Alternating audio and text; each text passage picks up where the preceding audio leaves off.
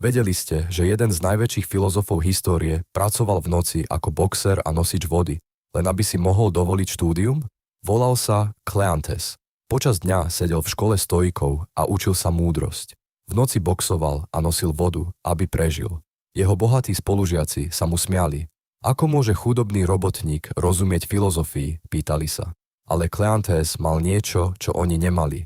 Každý deň bojoval o prežitie. Každú noc sa potil za pár mincí. Poznal skutočné problémy skutočných ľudí. Keď hovoril o odolnosti, vedel, o čom hovorí.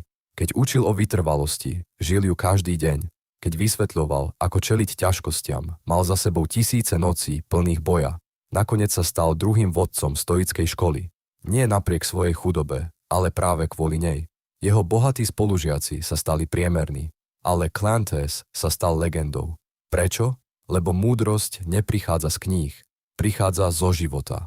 A ten najťažší život často rodí najväčšiu múdrosť.